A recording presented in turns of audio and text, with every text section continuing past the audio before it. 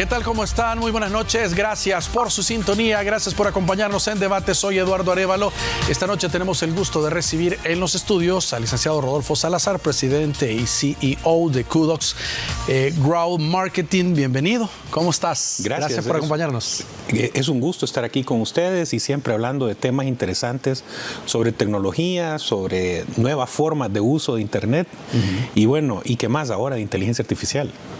Así es, hay muchos temas que hablar. Quizá lo más reciente, Rodolfo, es esto del cambio. ¿Qué ondas con esto del X de Twitter? Todavía algunos no nos acostumbramos. Y Twitter, ¿cuál Twitter? No, ya no existe Twitter. O sea, un cambio, no solo me refiero en el logo, sino en las políticas y varias cosas que ha cambiado la plataforma. Sí, es un cambio radical a partir de que Elon Musk toma Twitter. Lo primero que hace es tratar de volver a la empresa rentable. Lo segundo es ponerla como parte de, que sería, para Elon Musk, debe ser el lugar a donde se discuten las cosas en el mundo. Entonces, está haciendo todo para que la plataforma se vuelva la plataforma de discusión global de los temas importantes, ¿verdad? Y dentro de eso, de nuevo, como él todo tiene SpaceX, y el tema de la X para él es, creo yo, que tiene alguna conexión emocional, ¿verdad? Sí. Y entonces le cambia el nombre a la plataforma porque también radicalmente quiere cambiar el propósito de la plataforma, ¿verdad? Ahora, hay algunos que dicen, mire, ya el contenido elevó de tono, hay ciertas restricciones que habían, por ejemplo, en temas políticos o de religión o algo, que habían sido bloqueadas y ahora quedan liberadas. Sí, así es. Y de nuevo, todo esto es parte de el plan que él tiene para que haya ahí una discusión globalizada de cualquier tema. Y te digo, esto es súper polémico alrededor del mundo. Hay personas que dicen que eso es bueno, hay personas que dicen que eso es malo. Yo creo que lo que él está haciendo ahorita, primero, volver a la plataforma rentable y segundo, hacerla, escalarla a una plataforma que puede ser utilizada globalmente de la forma en que está siendo utilizada. Creo que pudiera ser algo que en el futuro vamos a seguir viendo X, ¿verdad? Por varios años. Bueno, solo esto del cheque. Yo tenía el cheque de la cuenta verificada y había mucha gente que decía, ¿cómo lograste el cheque? Y tal. Y ahora la gente puede pagar y lo puede tener. Y había algunas personas que están pagando para obtenerlo. Ese es un cambio radical. Y no solo eso, también ahora hay cheques institucionales. ¿También? O sea que como institución tú puedes tener un cheque amarillo y la institución le puede entregar cheques de la institución a los funcionarios dentro de la institución. Entonces, todo esto, y de nuevo, estos cheques son pagados. Entonces, antes no tenías tanto flujo de efectivo como el que está llegando ahora a la plataforma X. Y está pensando todavía otras cosas más de cómo la va a mezclar con sus otros negocios, ¿verdad? Por ejemplo, el negocio de Internet a través de satélites que tiene, que por cierto ya tenemos nosotros acceso aquí en El Salvador, es una de las cosas que está tratando de hacer, de mezclar, digamos, servicios de teléfono con servicios de X que estén en paquete con el servicio de Internet. Entonces todo eso creo que tiene implicaciones interesantes para el futuro de las comunicaciones y el futuro de X. También para temas políticos se había vuelto bastante complicado, bloqueaban algunos candidatos, a Donald Trump, por ejemplo, y otro. Hoy que vamos a la campaña en los Estados Unidos, a una nueva elección, será interesante ver el manejo político que toma Twitter. ¿Qué le van a dar? Twitter. Bueno, yo creo que sigue siendo la plataforma en donde más se discute el tema político alrededor del mundo y donde está la atención de los que toman decisiones, ¿verdad? No es que ahí esté todavía no está ahí la masa crítica del mundo hablando, pero está ahí la masa crítica de los tomadores de decisión de gobierno y de empresa, viendo, escuchando, leyendo y a veces participando. Mira, y surgió una competencia que empezaron a decir, no, ya ahorita ya viene, olvídate, nadie ya va a estar en X. Por lo menos hasta ahora no. Sí, bueno, este fue el esfuerzo que hizo Meta. Correcto. O sea, Meta sacó su plataforma para poder competir y de nuevo, Meta tiene la masa crítica dentro de Facebook. O sea que tenemos ahí miles de millones de personas conectadas y lo que estaba esperando Mark Zuckerberg, en este caso, estaba esperando que la gente migrara de lo que estaba haciendo tanto en X o en Twitter, ¿verdad? Que migrara a hacerlo en una plataforma de ellos. Lo que sucedió es que al final hubo bastante, ¿qué sería?, especulación de qué es lo que iba a ser y cómo iba a ser controlada por Facebook, y al final no dio lo que estaba esperando. Así que se cayó, o como dicen en inglés, crash and burn, o sea, cayó y se quemó. Ahora, tú ves nuevas redes sociales surgiendo en un futuro, o ves la consolidación de estas redes sociales, no solo X, ¿no? Por ejemplo, Facebook, hay gente que dice, no, ya va a pasar de moda, pero ahí sigue, para el propósito que fue creado, sigue. La única quizás un poco más reciente que sí se ha visto el crecimiento que ha tenido es TikTok. Sí, bueno, TikTok ahora, hoy por hoy, en El Salvador, es la tercera plataforma de mayor crecimiento y la más utilizada para ver videos cortos, ¿verdad? Y bueno, y para influenciar, ¿verdad? Que esta es una de las cosas que están sucediendo. Yo creo que el futuro es bien incierto. Sí. Tenemos tantos cambios tecnológicos y el ciclo de innovación tecnológica nos está llevando de manera tan acelerada que no podemos predecirlo. Podemos tener una visualización de qué podría pasar. Si estas plataformas grandes que ahora tienen la masa crítica siguen evolucionando con la evolución tecnológica, como por ejemplo toda esta ola de inteligencia artificial, nos va a traer una evolución tecnológica importante, y estas plataformas se deben subir para poder permanecer en el tiempo, porque si no, de una noche a la mañana se pueden terminar, ¿verdad? Entonces, ¿qué es lo que veo? Sí, van a seguir surgiendo redes sociales y van a seguir surgiendo espacios para poder hablar, para poder compartir, y estos espacios, a medida que se vayan conectando con estas nuevas innovaciones y con todas estas tendencias de consumo, porque hay que pensar también en el consumo, cómo va cambiando el consumo de cada persona. Si se van conectando a esto, se van a ir haciendo más importantes para la raza humana, y definitivamente una de las grandes tendencias que yo sí creo, no sé con quién, ¿verdad? Con qué plataforma o con qué servicio, pero una de las grandes tendencias es que el ser humano va a tener un sexto sentido a través de la tecnología. Entonces, ¿qué significa esto? Tú vas a tener algún tipo de conectividad hacia datos, información que te van a amplificar lo que eres como ser humano, y eso va a ser un sexto sentido que va a ser tan útil y tan importante como tus otros 5 sentidos. Wow. Y eso está, no es de aquí a 50, 100 años, o sea, es algo que se ve que viene. Esto es, yo diría, lo que se ve más cerca son dispositivos que vamos a andar, ¿verdad? Que esto es los wearable computers, ¿verdad? Sí. Los dispositivos que vamos a andar puestos, y estos dispositivos ahora vamos a tener 2 tipos. Van a haber dispositivos visuales que tú vas a poder ver información, y no solamente a través de lentes que se ven, sino que también ya ahorita ya están fabricando lentes que vas a poder poner en tu iris, ¿verdad? Y vas a tener esta información. Y además de esto, estamos viendo la fabricación bastante avanzada de dispositivos auditivos. Inclusive ahora ya hay dispositivos que interactúan con el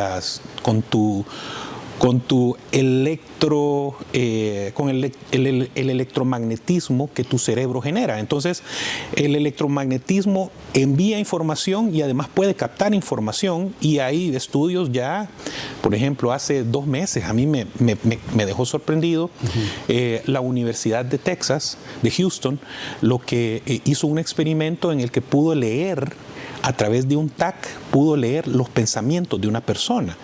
¿En serio? Sí, y entonces ya este avance tecnológico, hoy por hoy, O sea, andar llevando un TAC en la bolsa va a estar bien difícil. Sí. Pero imagínate, en los próximos 60, 70 años, probablemente van a poder reducir las capacidades que tiene un TAC para que lo podamos tener en algo que podamos llevar, o al menos que esté conectado a algo que nosotros podemos llevar. Y entonces vamos a poder leer nuestros pensamientos. Qué increíble. Lo cual es difícil de pensar porque también hay una parte moral, ¿verdad? Sí. O sea, la parte moral, la parte que tiene que ver con nuestra... Privada. La parte de privacidad, ¿verdad? Sí. Entonces, todo esto está pasando, son cosas reales, lo que te estoy diciendo. Esto no es ciencia ficción, ya estamos viviendo lo que nosotros vimos en las películas de ciencia ficción. Muy bien. Vamos a hacer una pausa y vamos a continuar abordando estos temas tan interesantes de tecnología. Ya regresamos.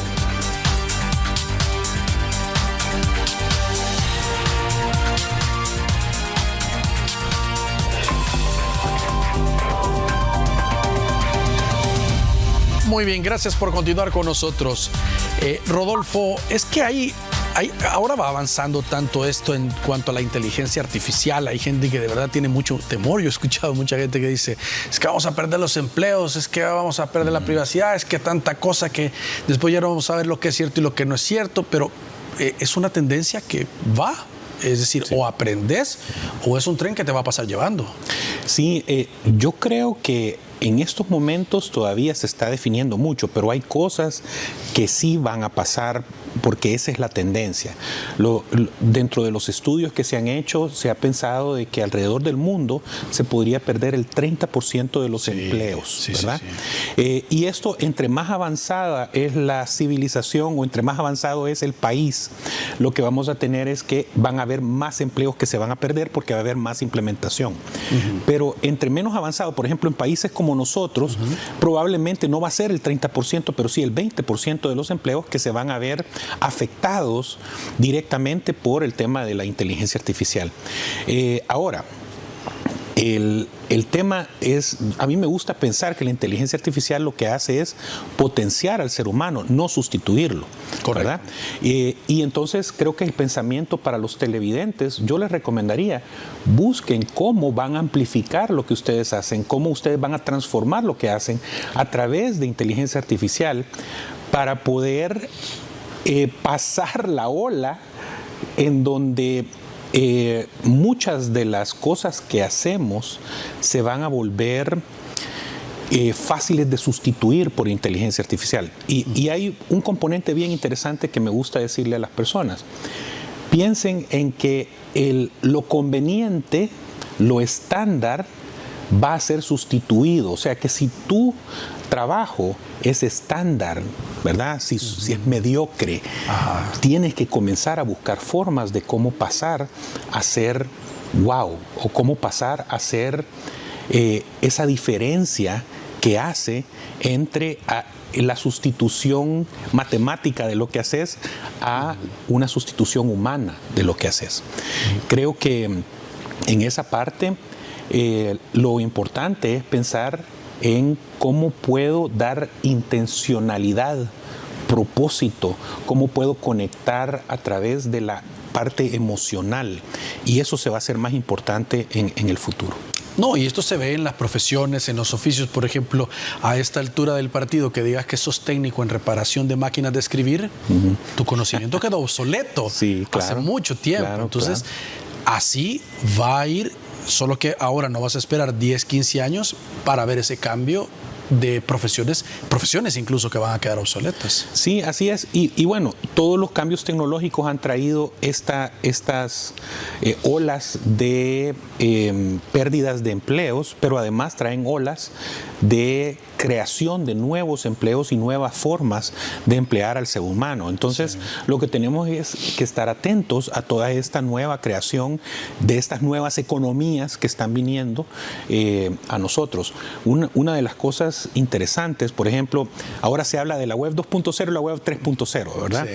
La web 2.0 lo que vino a hacer básicamente es a darnos el conocimiento conectado y a darnos una comunicación de 2 vías con cualquier persona o entidad en Internet, ¿verdad? La web 3.0 lo que nos trae es la parte de cómo hacemos que esa virtualización se vuelva económicamente viable. O sea, hay una forma de cómo comenzar a convertir en algo tangible lo físico. Y esa es la gran diferencia. Y creo que hay muchísimas oportunidades. El asunto es que hay que comenzar a entenderlas, a buscarlas y a poderlas trabajar. Es que en redes sociales hay dos tipos. Los que lo hacen por diversión o los que consumen y los que están sacando mucha plata de esto ya. Sí, y bueno, ahorita te digo la estadística. En El Salvador, ustedes saben, el 90% del contenido lo produce el 3% de las personas. ¿Y cómo es la estadística? El 90% del contenido lo producen el 3% de las personas. Entonces, ese 3% de alguna forma ya entendió que esta economía es distinta. Y se han subido y se han arriesgado, porque también te arriesgas cuando te subís a algo nuevo, salís de tu zona de confort. Entonces se han arriesgado y están haciendo algo que les está trayendo pues bastante provecho. Mira, y esto del chat GPT es otro tema que la gente dice, no, es que yo mejor ni quiero aprender, es que no lo entiendo. Y hay gente que la veo muy entusiasmada con este tema, viendo oportunidades y soluciones. Sí. A mí me gusta comparar el ChatGPT, ¿verdad? Porque ahora todo el mundo oye ChatGPT, ya lo ocupaste, no lo has ocupado, ¿y cuándo lo vas a ocupar? Entonces, a mí lo que me gusta es decirle a las personas que lo vean como cuando se introdujo el mouse y la interfaz gráfica a una computadora. Porque antes de eso era una pantalla negra y tenías que escribir código y tenías que escribir cosas, saber mucho para poder interactuar y sacarle provecho a la computación. Ahora lo que ha sucedido es que cuando vino el mouse y vino la parte gráfica era mucho más fácil porque por clics, de una manera intuitiva. Con ChatGPT tú vas a poder interactuar o puedes interactuar a través del lenguaje natural con la inteligencia artificial. Y eso es lo que lo hace fácil. Eso es lo que ha hecho que explote alrededor del mundo, porque es natural, es una conversación natural para poder sacar información de un ente racional digital. ¿Cómo aplicado para que alguien que no conoce nada pueda entenderlo, Rodolfo, con un ejemplo concreto? Bueno, yo te diría, hay varias formas de cómo ocuparlo. Lo primero es que ChatGPT tiene la capacidad de comunicarse, ¿verdad?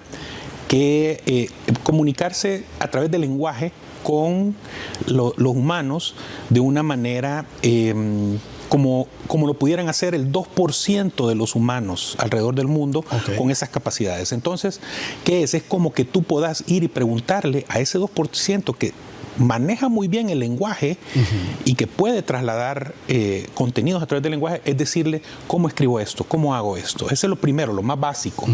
Lo segundo es que también nos puede dar una forma de análisis. O sea, tú puedes sentarte con ChatGPT y le puedes meter datos y decirle, hazme un análisis de estos datos. Y entonces va a ir y va a hacer un análisis muy bueno, ¿verdad? De que a ti te costará mucho más tiempo de los datos. Además, tú puedes ir y le puedes sustituir quizás el tema de compresión y lectura. O sea, tú puedes agarrar documentos enteros y meterlos y decirle cuáles son los 3 puntos más importantes, el resumen de los 3 puntos más importantes de esto, porque lo que hace es que entiende muy bien el lenguaje, o sea, entiende muy bien el lenguaje. Ahora, ¿cuál es la diferencia entre lo que escribe ChatGPT y lo que escribe un humano? Es que lo que escribe ChatGPT no tiene intención. O sentimiento. Puede generar sentimiento porque si tú le decís, quiero que escribas esto de una manera que me haga llorar, entonces va a ser todo el esfuerzo, ¿verdad? Todo el esfuerzo matemático, ¿verdad? De darte ese resultado. Sin embargo, no va a tener intención porque ChatGPT no sabe a quién le está hablando, no entiende claramente todas esas conexiones humanas que hacemos. Y a mí me gustó esta estadística. ChatGPT solamente hace el 1% de las conexiones neuronales que nosotros tenemos en el cerebro. ¿Qué significa esto? Cada vez que tú pensás o hablas, hay miles de millones de conexiones neuronales que se están activando en tu cerebro que te llevan a temas y cosas. Por ejemplo, ahorita, cómo tú estás respirando, estás viendo, estás escuchando, además estás razonando lo que yo te estoy hablando y hay conexiones, y todas esas conexiones no las puede hacer ChatGPT, lo puede hacer en una sola dimensión, la dimensión del lenguaje. Y tiene una gran ventaja sobre el ser humano. Tiene alrededor de 300.000 millones de piezas de información almacenadas que las puede ir a traer de manera rápida, ¿verdad? Entonces, ¿cuál sería la diferencia? Tiene toda esta información que puede amplificar lo que un ser humano puede hacer con su capacidad neuronal. Ahora, poniendo un ejemplo práctico, por ejemplo, una tarea en un colegio o una asignación en una compañía que te digan, alguien puede tener, a través del uso de la tecnología, me imagino, de repente una técnica o algo para decir, no, esto fue elaborado con ChatGPT, o al verlo decir, no puedo saber si lo escribió él, o sea, ¿habrá alguna forma? Sí, a primera vista no hay. Okay. O sea, a primera vista creo que puede engañar y puede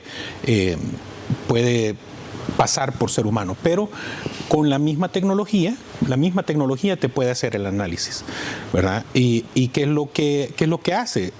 Busca patrones, ¿verdad? Entonces, entre más patrones se asemejan a los patrones de razonamiento artificial, ¿verdad? Puedes conectar más y más cosas. Hoy por hoy hay 3 tipos de inteligencia artificial. Se llama ANI, que esta es la Narrow Artificial Intelligence, y esta lo que es la inteligencia artificial que estamos viendo ahora. Todo lo que está haciendo ChatGPT, todo lo que pueden hacer. Esta inteligencia artificial se le llama estrecha, porque todavía lo único que hace es aprender de algo y reaccionar, ¿verdad? La siguiente, que todavía no la vamos a ver, y esta todavía está científicamente pensada, no hay un ejemplo, es la general, la inteligencia artificial general. Y la inteligencia artificial general la vamos a ver por ahí por el 2035. ¿Qué es lo que va a hacer la inteligencia artificial general? Va a tener la capacidad que tiene un ser humano. O sea, va a poder hacer va a poder tener todas esas dimensiones de entendimiento, y por eso le llaman la singularidad, porque probablemente se va a volver un ente singular, un ente que va a tener algún tipo de vida por sí mismo, ¿verdad? Ahora, de nuevo, el ser humano todavía está interpretando cómo funciona el cerebro. Sí. Entonces, tenemos que entender cómo funciona el cerebro para que un ente singular funcione como nosotros. Y además tenemos que pensar que nuestro cerebro tiene un montón de errores de pensamiento. Claro. Tendemos a lo malo, por lo general. Entonces, ¿cómo hacemos que la inteligencia artificial no llegue a eso también? Entonces, hay muchas cosas y tela que cortar. Y la tercera, que va a venir por ahí por el 2060, es la superinteligencia artificial, que es un ente que tiene más capacidad que el ser humano. Y entonces ahí y de nuevo, esta es una teoría, ¿verdad? Y la teoría lo que dice es que este ente que va a tener más capacidad que el ser humano va a poder resolver todos los problemas que no hemos podido resolver hasta ahora, ¿verdad? Que tienen que ver con salud, con la población, probablemente conquistar otros planetas, otras cosas, ¿verdad? O sea, ya se oye más ciencia ficción, pero así como van las cosas, no dudo que será una realidad. Exacto. Esto es prácticamente una línea del tiempo que muchos científicos están ahora viendo en esos tiempos, ¿verdad? Muy bien. Vamos a hacer una nueva pausa. Por favor, acompáñenos. Ya regresamos.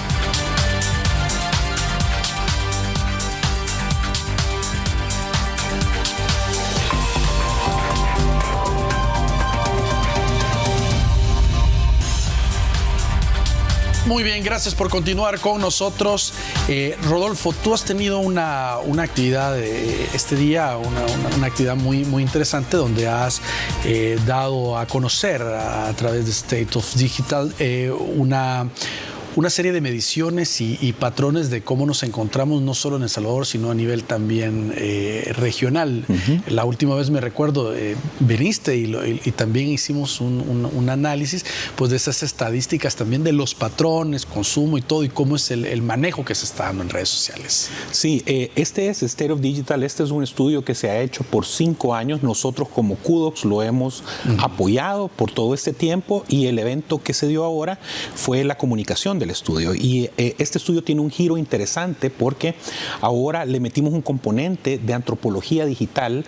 Tenemos ahora un experto. ¿Antropología digital? Sí, tenemos ahora un experto de antropología digital que nos ayudó a hacer una interpretación de los datos que es un poco más hacer una conexión humana al comportamiento que está sucediendo en Internet y redes sociales de El Salvador.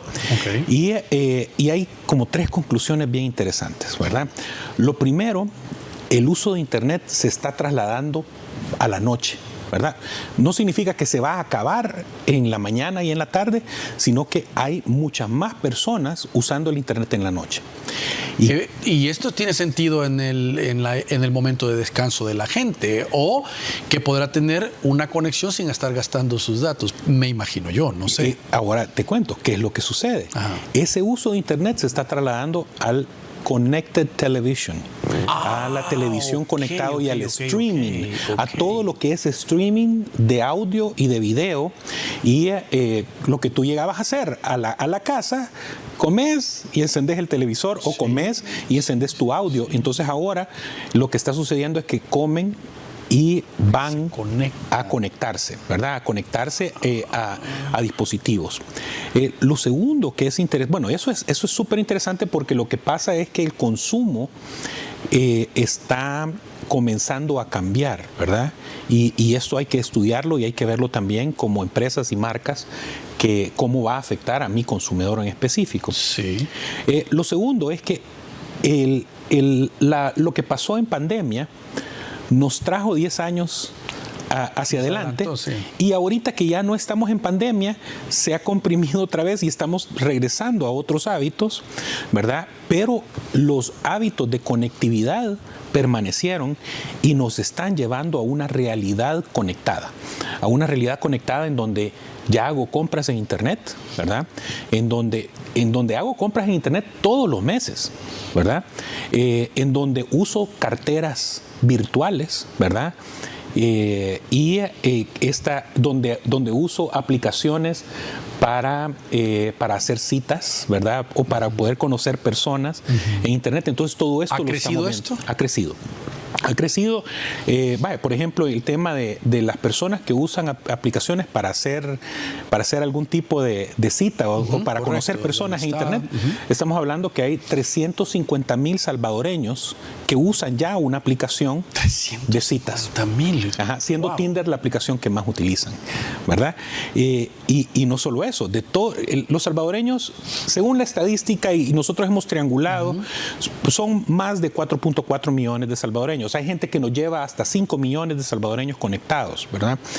Nosotros nos hemos quedado con los 4.4 millones, y hemos visto también que el tema del uso de las billeteras virtuales, y aquí tengo el dato que de este 4.4, 40% de esos salvadoreños usan una billetera virtual.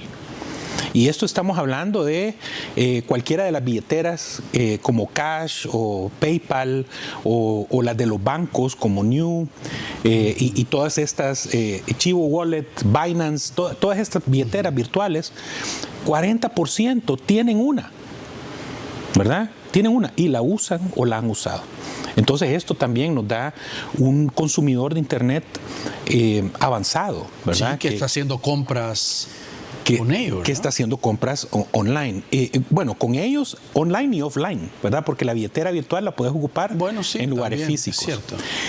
Y en la región, fíjate que ese es un tema de billeteras virtuales, nosotros somos el tercer lugar en la región. En Costa Rica, es el país en donde más billeteras virtuales se usan. En Guatemala es el segundo lugar y nosotros somos el tercero. O sea que dentro de estos, el país que menos billeteras virtuales usa es Honduras. ¿Verdad? Qué interesante.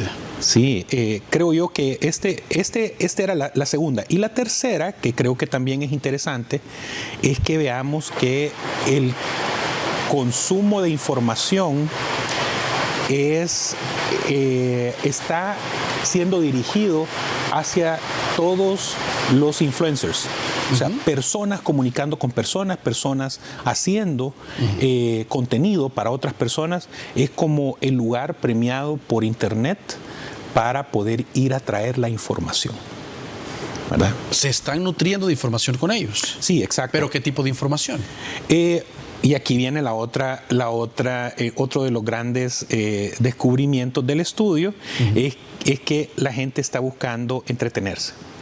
O sea, el entretenimiento es la forma principal de consumo que hay, el entretenimiento y la búsqueda de información a través del entretenimiento, ¿verdad?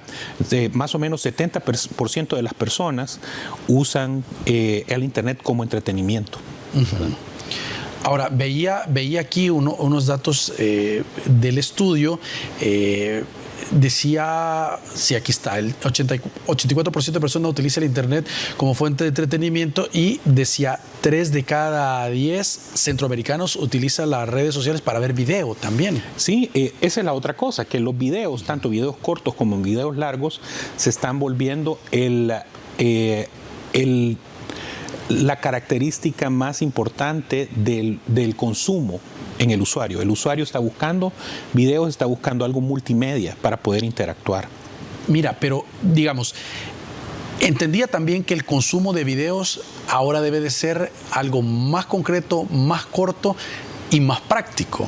Es decir, la gente no tiene mucho tiempo como para estar 5, 6, 7 minutos viendo un video, sino que buscan como los jóvenes sobre todo, lo más condensado. Sí y no. Ok. Todo depende de qué propósito tiene la persona cuando está viendo el video. Pero hoy por hoy el consumo de video y esto que está pasando del consumo de video por streaming está haciendo que personas consuman video largo hasta 3 horas durante la noche. Entonces estamos hablando de gente que está viendo programas, que está viendo series, que está... Ya te entendí. Sí, o sea sí, que no es únicamente el contenido de terceros. Inclusive el contenido de terceros. Ahora hay influencers que tienen sus canales totalmente conectados a su vida diaria y entonces están transmitiendo 24 horas al día. Y gente que puede conectarse media hora, 1 hora y estar viendo. Solo a ver lo que están haciendo. Ya, ok. Y en cuanto a las redes, ¿cómo va un poco la tendencia, los porcentajes a nivel regional y a nivel de nuestro país? Esto es bien interesante. Lo que hemos visto es que Facebook ha caído de un año contra otro. Del 2022 al 2023, la cantidad de personas que dicen que tienen a Facebook como una de las redes que usan ha caído de ser 77% a ser 60%. Pero sigue siendo el número 1. Sigue siendo el número 1, pero viene en bajada. Y quienes vienen en su vida son TikTok, Instagram y YouTube. Tiene sentido. Video. Correcto, eso estaba pensando. O sea, pero ¿esto es a nivel de El Salvador o esto lo viste a nivel centroamericano? La tendencia es en toda Centroamérica y en El Salvador se mantiene de la misma forma. En El Salvador es bien importante para las marcas que sepan que el video, tanto el video corto como el video largo, es la forma más utilizada para poder conectar con el usuario de Internet. Mira, también veo el 70% de centroamericanos utiliza al menos una plataforma de streaming. Ajá. Esto también ha crecido, o sea, en los últimos años es bien común y en pantallas, es que es la facilidad que te da también el poder hacerlo o verlo desde cualquier lugar. No tienes que estar solamente sentado en tu casa para hacerlo. Claro, el tema multipantalla y el consumo de la televisión ha pasado a que antes era si lo podemos ver, era una actividad grupal. Y ahora es una actividad individual que además de ser individual la podemos pausar para seguir nuestra vida y la podemos continuar después en el mismo lugar a donde se quedó. Entonces, esto nos da cosas como esta, por ejemplo, los televisores inteligentes. Del año pasado a este año, el año pasado eran 6 salvadoreños los que tenían televisores inteligentes, este año son 7 salvadoreños los que tienen televisores inteligentes. Bueno, también que ellos mismos van actualizando, ¿verdad? O sea, se te arruinó, ya no encontrás uno igual, vas a encontrar un smart. Se van actualizando y entonces el consumo que había antes en otros dispositivos, 15% de todo el consumo de video se está dando hoy por hoy en plataformas de televisores inteligentes. Ahora, ¿cómo está en comparación del streaming el uso de las redes sociales como tal? ¿Sigue la gente consumiendo información de redes sociales tradicionales, digamos? El consumo en redes sociales es el consumo rey, ¿verdad? Okay. Ahí es donde está el consumo mayor. Los datos nos dicen que las redes sociales es el lugar a donde más tiempo pasan, ¿verdad? Y ahora creo que la estadística que tenemos de cuánto tiempo está pasando las personas también subió alrededor de un 10%. La cantidad de personas que consumen más de 3 horas y media diarias de manera directa una pantalla en redes sociales o en cualquiera de las plataformas que hay en Internet. Me acuerdo que la última vez que hablamos del estudio, tú decías que había una tendencia en crecimiento de la gente que veía Internet más desde un celular que de otro tipo de dispositivos. Ahí incluíamos las tablets, las computadoras como tal o cualquier otro dispositivo. ¿Sigue esa tendencia así? Sigue siendo así. Los dispositivos móviles siempre van a ser el dispositivo rey todavía porque es el más versátil, el que es individual, el que es tuyo, ¿verdad? Entonces siempre vamos a tener esa cantidad, que el tráfico más va a venir desde un teléfono móvil. Sin embargo, ahora los usuarios estamos usando más dispositivos, ¿verdad?, que el teléfono móvil para podernos conectar a Internet. ¿Cómo así? Por ejemplo, hemos visto un cambio en el consumo de usuarios que veían televisión conectada a través de un celular. De un celular, y ahora se han pasado o a una pantalla más grande en computadora o a una pantalla más grande en su televisor. Es decir, está quedando más el uso en teléfono para redes sociales. Para redes sociales o para... bueno, nuestra vida es muy móvil, ¿verdad? O sea, nosotros pasamos arriba abajo y lo que tenemos en la bolsa es ¿verdad? Pero cuando ya llegamos a la casa, el consumo de estos dispositivos cambia. O sea, claro, lo vas a tener siempre a la par tuya, pero vas a preferir una pantalla más grande. Sí. Obviamente. Muy bien, vamos a hacer una nueva pausa. Por favor, acompáñenos, ya regresamos.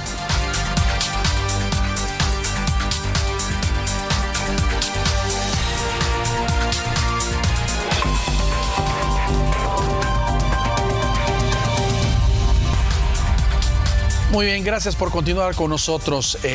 Rodolfo, 3 de cada 10 centroamericanos utilizan aplicaciones de envío a domicilio. Esto es algo que también es un fenómeno de pandemia. Ya existían, pero la pandemia también lo vino a acelerar. Y muchos decían, cuando termine la pandemia vamos a regresar a lo habitual. Pero realmente está teniendo un crecimiento. Y creo que aquí también va aparejado dependiendo de la experiencia que tengas. Sí, y de nuevo... esto está en evolución y se está consolidando, y la forma en que se ha consolidado es que el tema de envíos a domicilio, y no solo envíos a domicilio, sino que también el uso de plataformas para poder pedir rides, o sea, para poder moverte de un lado a otro, también se ha consolidado, ¿verdad? Y hay jugadores importantes adentro de los mercados que han tomado el 70 o más del 70% de la población que está usando estos servicios, ¿verdad?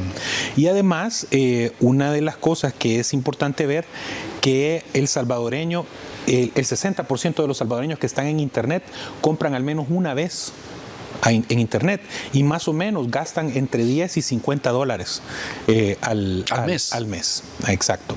Y de ahí tenemos otro porcentaje que ha comprado una vez por año, gente que compra una vez por semana. O sea, toda esta información lo que nos dice es que se está volviendo algo que es parte de nuestra vida diaria y de nuestra actividad. Inclusive tenemos el 7% de todos estos salvadoreños consume más de 100 dólares al mes.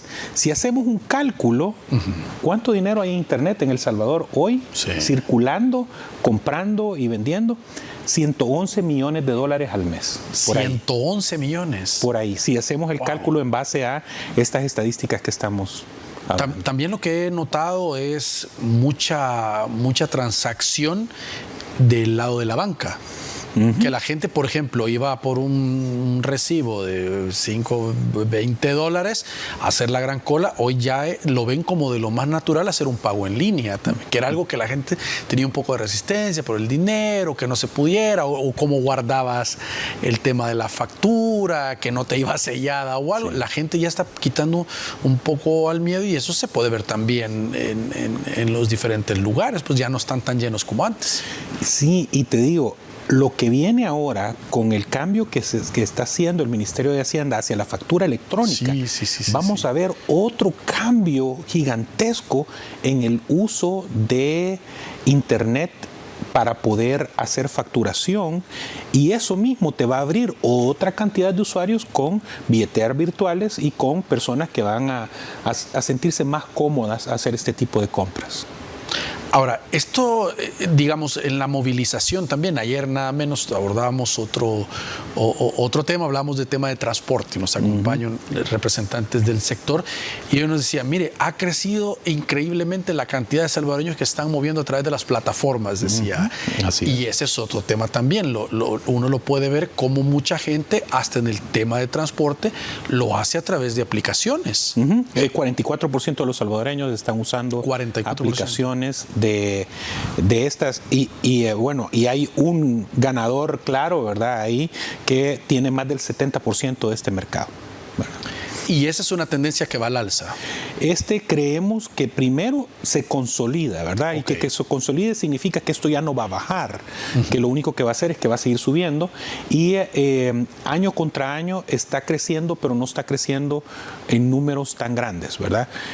Probablemente podríamos ver que a medida que vayan más sistemas de transporte haciendo sus propias aplicaciones, vamos a ver más personas que se van a subir para poderlas usar. Ahora, ¿qué dice el cruce que han tenido? Es decir, ¿la gente se casa con una red social o la gente tiene múltiples redes sociales? Porque yo conozco gente que sale una, abre su cuenta, tiene otra, abre su cuenta. Y quizás algunas ni las ocupan, pero como es la moda, las van teniendo.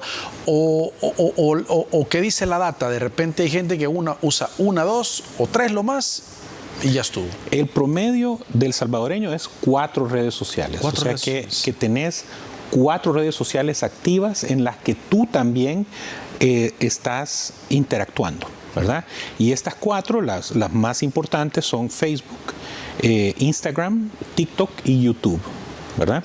Ahora, hay redes sociales de nicho, ¿verdad? En las que, por ejemplo, si tú haces una muestra de personas de cierta característica, vas a encontrar que estas redes sociales de nicho son de ellos. Por ejemplo, la red social de LinkedIn, ¿verdad?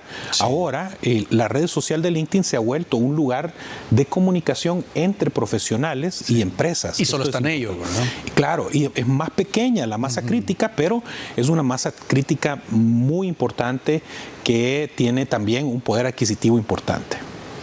Ahora, El tema de la comercialización en redes sociales, no sé si lo has logrado medir, donde las empresas, porque ese es un punto importante también para tu rubro de negocio, claro. Tus clientes, por ejemplo, ¿dónde ven mayor rentabilidad? Bueno. ¿O depende?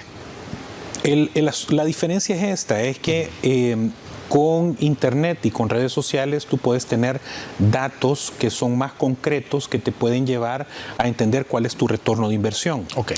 Definitivamente los costos de producción y los costos de publicación de algo en Internet y redes sociales son menores.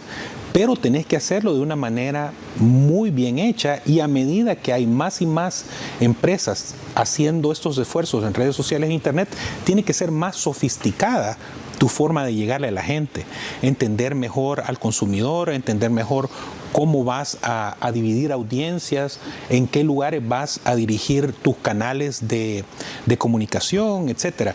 Todo eso va haciendo que, a pesar de que antes era mucho más barato, se va haciendo poco a poco algo más caro, pero siempre más barato que otros medios de comunicación. Ahora, a nivel de redes sociales, no solo es un tema de decir, ok, voy a crear una fanpage o voy a abrir mi cuenta en Facebook. La gente se da cuenta si no está siendo atendida, si no, ni siquiera tienes el espacio donde puedes venir y decir, mire, no me gustó o tuve una mala experiencia, y no hay ningún retorno. O sea, no estás hablando con una persona, nadie te está poniendo atención. La gente también se fija y reclama eso. Sí, y fíjate que aquí una de las conclusiones que nos ayudó nuestra antropóloga digital es que al ver la data se dio cuenta que el enemigo principal de la compra en línea es la información mediocre e incompleta. Wow. O sea, de que si tú tenés una foto mal hecha o mal tomada, si tenés información incompleta, si no tenés todo lo que el usuario necesita para poder tomar una decisión, es probable que estés perdiendo a un posible comprador. Qué interesante. Es decir, no puede ser. Las empresas se van dando cuenta al final que esto no es como una función adicional que se la podemos agregar a alguien. Tiene que tener un departamento, o sea, gente encargada de. Sí, y a medida que el tiempo va pasando, las empresas deben de comenzar a verse como una empresa de tecnología que vende productos.